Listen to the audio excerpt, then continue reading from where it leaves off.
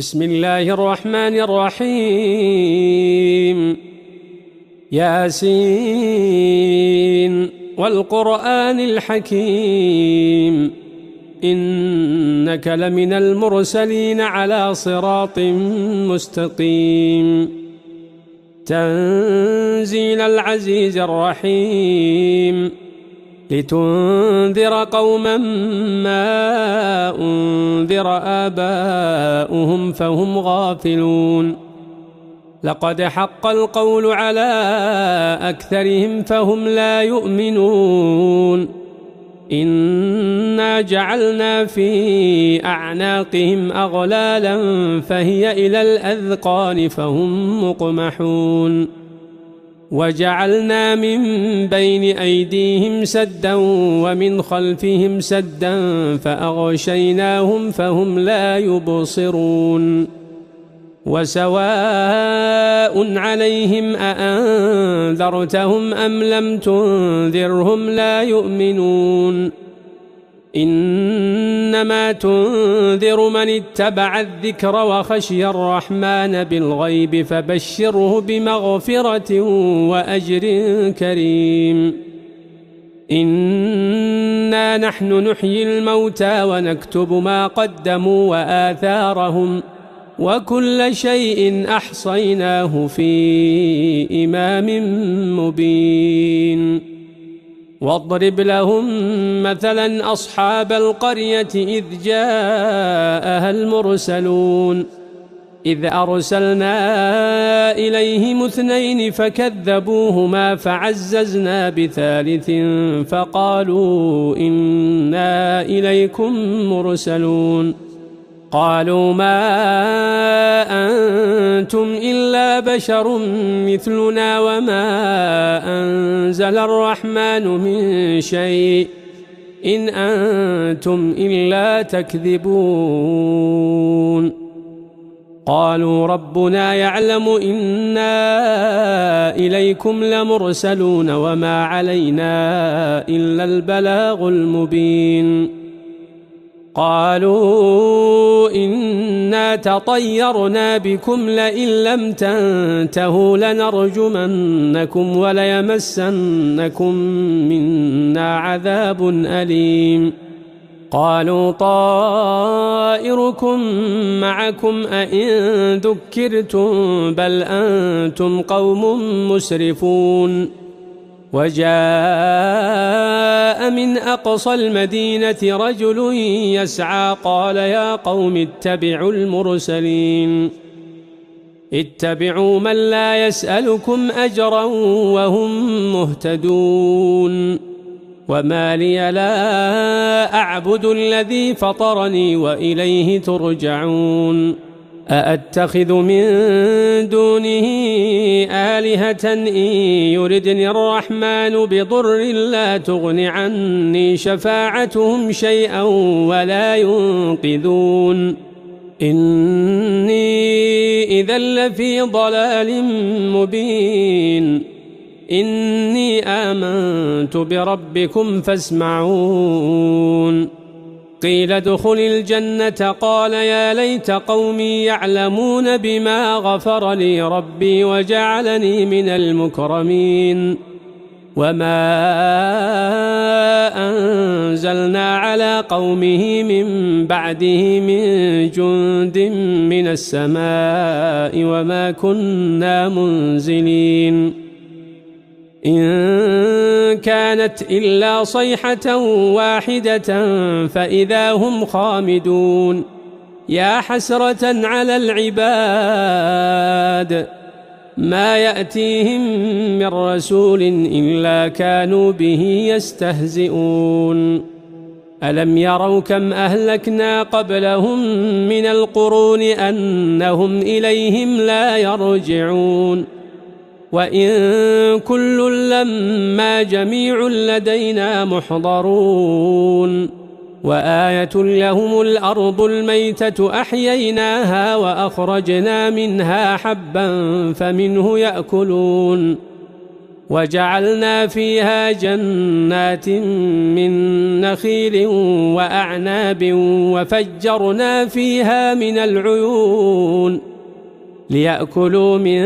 ثمره وما عملته أيديهم أفلا يشكرون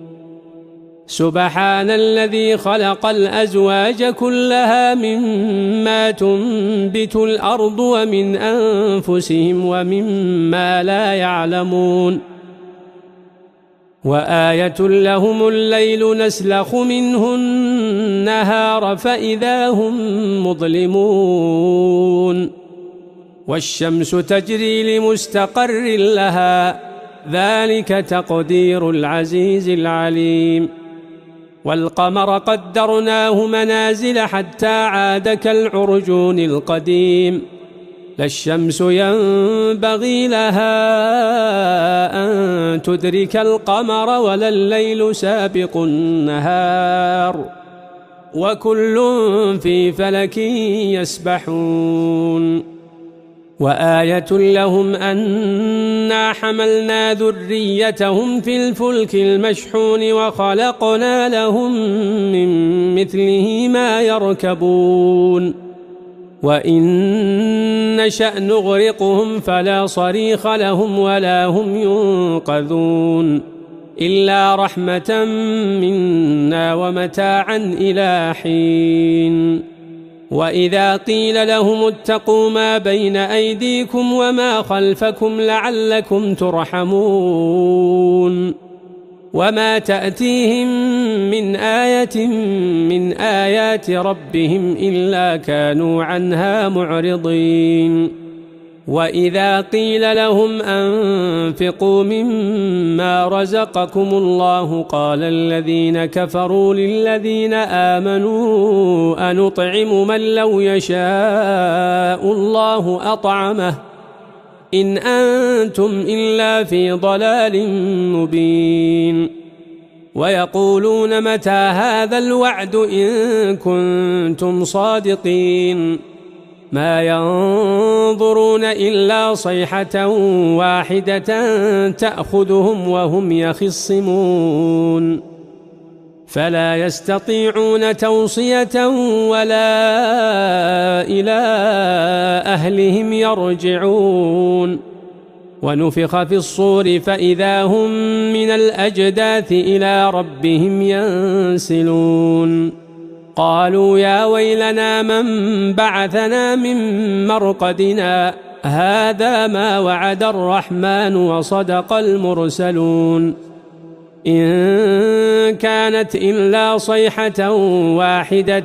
فإذا هم جميع لدينا محضرون فاليوم لا تظلم نفس شيئا ولا تجزون إلا ما كنتم تعملون إن أصحاب الجنة اليوم في شغل فاكهون هم وأزواجهم في ظلال على الأرائك متكئون لهم فيها فاكهة ولهم ما يدعون سلام قولا من رب رحيم وامتازوا اليوم أيها المجرمون ألم أعهد إليكم يا بني آدم ألا تعبدوا الشيطان إنه لكم عدو مبين وأن اعبدوني هذا صراط مستقيم ولقد أضل منكم جبلا كثيرا أفلم تكونوا تعقلون هذه جهنم التي كنتم توعدون اصلوها اليوم بما كنتم تكفرون اليوم نختم على أفواههم وتكلمنا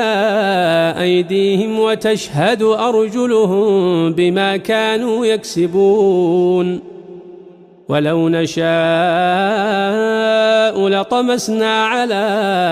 أعينهم فاستبقوا الصراط فأنى يبصرون ولو نشاء لمسخناهم على مكانتهم فما استطاعوا مضيا ولا يرجعون ومن نعمره ننكسه في الخلق أفلا يعقلون وما علمناه الشعر وما ينبغي له إن هو إلا ذكر وقرآن مبين لينذر من كان حيا ويحق القول على الكافرين أولم يروا أنا خلقنا لهم مما عملت أيدينا أنعاما فهم لها مالكون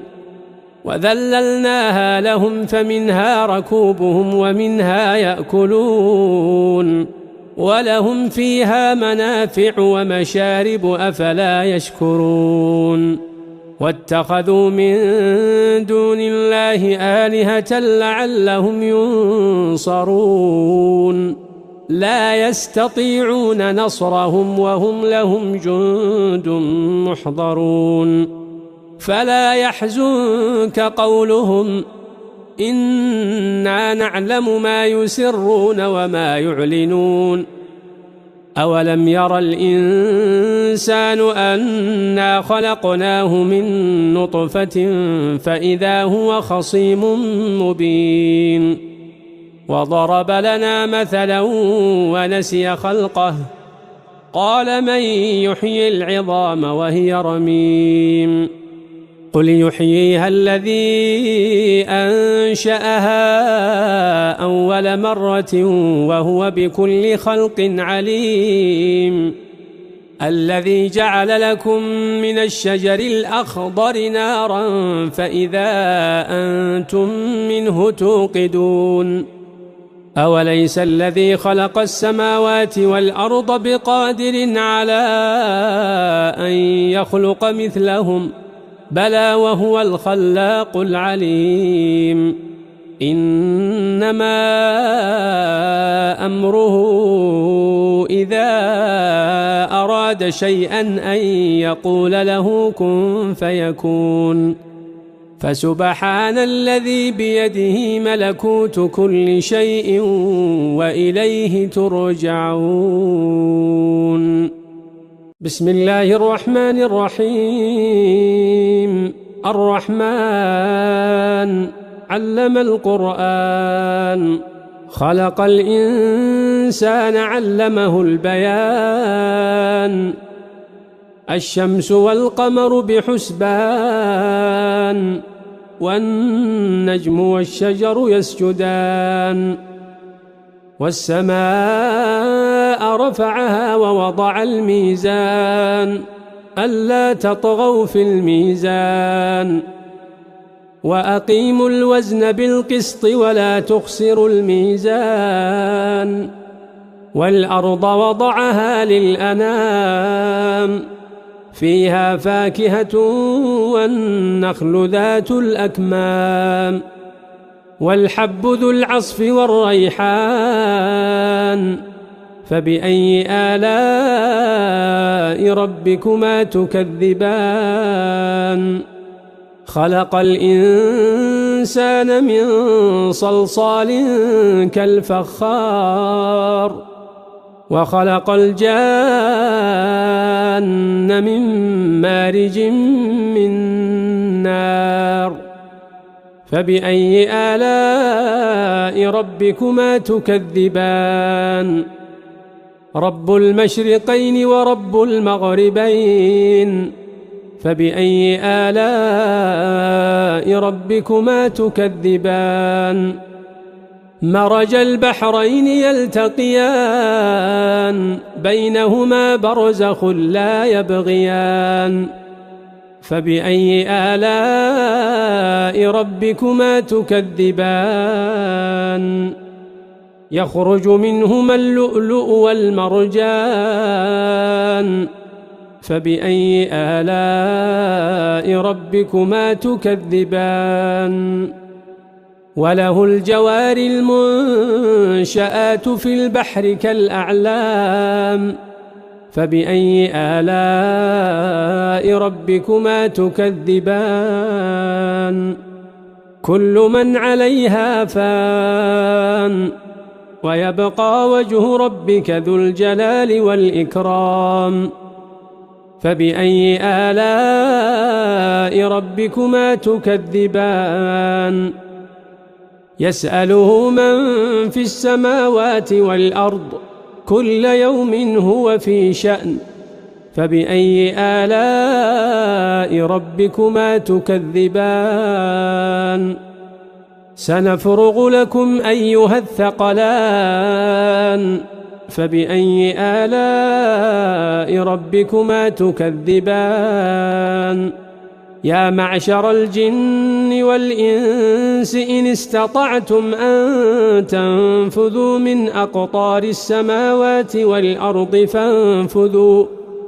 لا تنفذون إلا بسلطان فبأي آلاء ربكما تكذبان يرسل عليكما شواظ من نار ونحاس فلا تنتصران فبأي آلاء ربكما تكذبان فإذا انشقت السماء فكانت وردة كالدهان فبأي آلاء ربكما تكذبان فيومئذ لا يسأل عن ذنبه إنس ولا جان فبأي آلاء ربكما تكذبان يعرف المجرمون بسيماهم فيؤخذ بالنواصي والأقدام فبأي آلاء ربكما تكذبان هذه جهنم التي يكذب بها المجرمون يطوفون بينها وبين حميم آن فبأي آلاء ربكما تكذبان ولمن خاف مقام ربه جنتان فبأي آلاء ربكما تكذبان ذواتا أفنان فبأي آلاء ربكما تكذبان فيهما عينان تجريان فبأي آلاء ربكما تكذبان فيهما من كل فاكهة زوجان فبأي آلاء ربكما تكذبان متكئين على فرش بطائنها من استبرق وجنى الجنتين دان فبأي آلاء ربكما تكذبان فيهن قاصرات الطرف لم يطمثهن إنس قبلهم ولا جان فبأي آلاء ربكما تكذبان كأنهن الياقوت والمرجان فبأي آلاء ربكما تكذبان هل جزاء الإحسان إلا الإحسان فبأي آلاء ربكما تكذبان ومن دونهما جنتان فبأي آلاء ربكما تكذبان مدهامتان فبأي آلاء ربكما تكذبان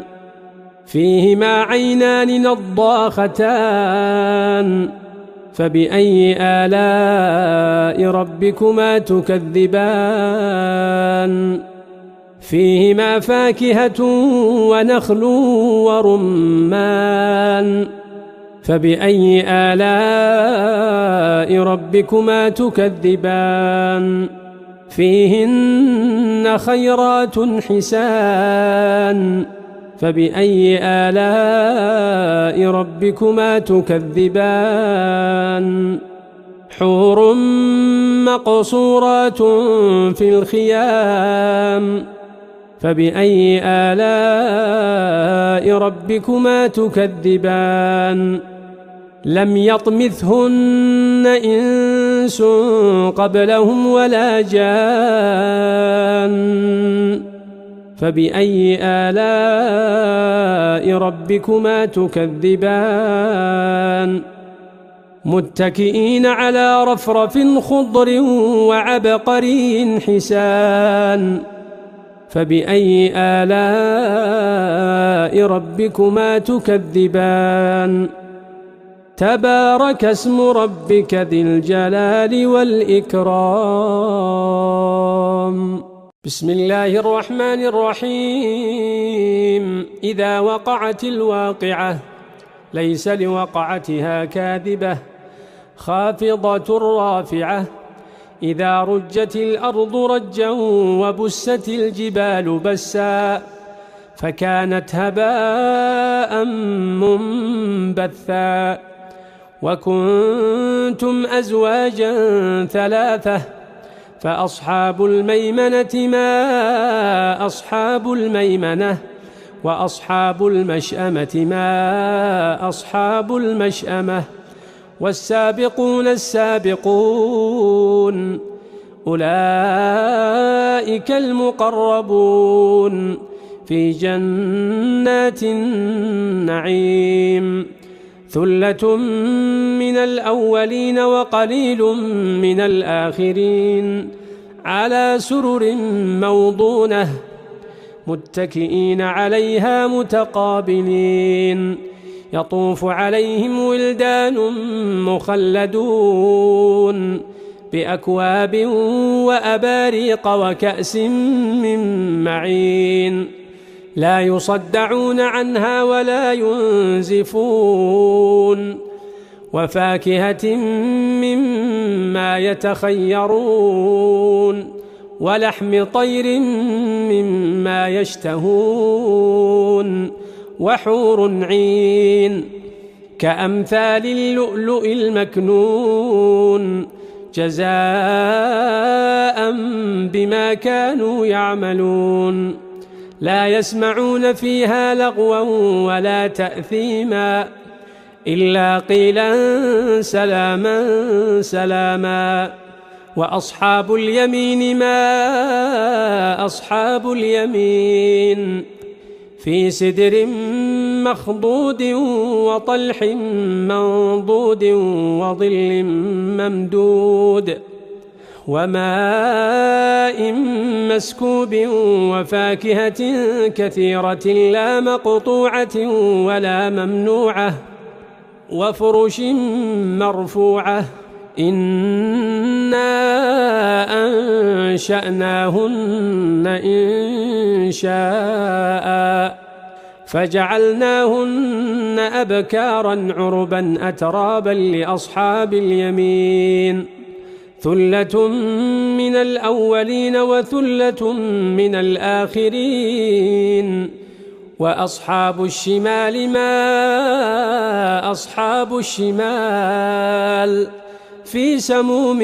وحميم وظل من يحموم لا بارد ولا كريم إنهم كانوا قبل ذلك مترفين وكانوا يصرون على الحنث العظيم وكانوا يقولون أئذا متنا وكنا ترابا وعظاما أئنا لمبعوثون أو آباؤنا الأولون قل إن الأولين والآخرين لمجموعون إلى ميقات يوم معلوم ثم إنكم أيها الضالون المكذبون لآكلون من شجر من زقوم فمالئون منها البطون فشاربون عليه من الحميم فشاربون شرب الهيم هذا نزلهم يوم الدين نحن خلقناكم فلولا تصدقون أفرأيتم ما تمنون أأنتم تخلقونه أم نحن الخالقون نحن قدرنا بينكم الموت وما نحن بمسبوقين على أن نبدل أمثالكم وننشئكم فيما لا تعلمون ولقد علمتم النشأة الأولى فلولا تذكرون أفرأيتم ما تحرثون أأنتم تزرعونه أم نحن الزارعون لو نشاء لجعلناه حطاما فظلتم تفكهون إنا لمغرمون بل نحن محرومون أفرأيتم الماء الذي تشربون أأنتم أنزلتموه من المزن أم نحن المنزلون لو نشاء جعلناه أجاجا فلولا تشكرون أفرأيتم النار التي تورون أأنتم أنشأتم شجرتها أم نحن المنشئون نحن جعلناها تذكرة ومتاعا للمقوين فسبح باسم ربك العظيم فلا أقسم بمواقع النجوم وإنه لقسم لو تعلمون عظيم إنه لقرآن كريم في كتاب مكنون لا يمسه إلا المطهرون تنزيل من رب العالمين أفبهذا الحديث أنتم مدهنون وتجعلون رزقكم أنكم تكذبون فلولا إذا بلغت الحلقوم وأنتم حينئذ تنظرون ونحن أقرب إليه منكم ولكن لا تبصرون فلولا إن كنتم غير مدينين ترجعونها إن كنتم صادقين فأما إن كان من المقربين فروح وريحان وجنة نعيم وأما إن كان من أصحاب اليمين فسلام لك من أصحاب اليمين وأما إن كان من المكذبين الضالين فنزل من حميم وتصلية جحيم إن هذا لهو حق اليقين فسبح باسم ربك العظيم بسم الله الرحمن الرحيم تبارك الذي بيده الملك وهو على كل شيء قدير الذي خلق الموت والحياة ليبلوكم أيكم أحسن عملا وهو العزيز الغفور الذي خلق 7 سماوات طباقا ما ترى في خلق الرحمن من تفاوت فارجع البصر هل ترى من فطور ثم ارجع البصر كرتين ينقلب إليك البصر خاسئا وهو حسير ولقد زينا السماء الدنيا بمصابيح وجعلناها رجوما للشياطين وأعتدنا لهم عذاب السعير وللذين كفروا بربهم عذاب جهنم وبئس المصير إذا ألقوا فيها سمعوا لها شهيقا وهي تفور تكاد تميز من الغيظ كلما ألقي فيها فوج سألهم خزنتها ألم يأتكم نذير قالوا بلى قد جاءنا نذير فكذبنا وقلنا ما نزل الله من شيء إن أنتم إلا في ضلال كبير وقالوا لو كنا نسمع أو نعقل ما كنا في أصحاب السعير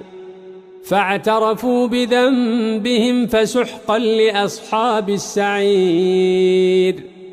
إن الذين يخشون ربهم بالغيب لهم مغفرة وأجر كبير وأسروا قولكم أو اجهروا به إنه عليم بذات الصدور ألا يعلم من خلق وهو اللطيف الخبير هو الذي جعل لكم الأرض ذلولا فامشوا في مناكبها وكلوا من رزقه وإليه النشور أأمنتم من في السماء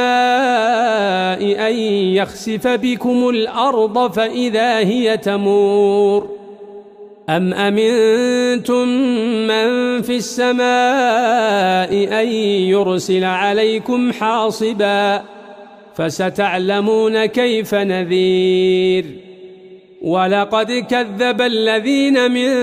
قبلهم فكيف كان نكير أولم يروا إلى الطير فوقهم صافات ويقبضن ما يمسكهن إلا الرحمن إنه بكل شيء بصير أمن هذا الذي هو جند لكم ينصركم من دون الرحمن إن الكافرون إلا في غرور أمن هذا الذي يرزقكم إن أمسك رزقه بل لجوا في عتو ونفور أفمن يمشي مكبا على وجهه أهدى أمن يمشي سويا على صراط مستقيم قل هو الذي أنشأكم وجعل لكم السمع والأبصار والأفئدة قليلا ما تشكرون قل هو الذي ذرأكم في الأرض وإليه تحشرون ويقولون متى هذا الوعد إن كنتم صادقين قل إنما العلم عند الله وإنما أنا نذير مبين فلما رأوه زلفة سيئت وجوه الذين كفروا وقيل هذا الذي كنتم به تدعون قل أرأيتم إن أهلكني الله ومن معي أو رحمنا فمن يجير الكافرين من عذاب أليم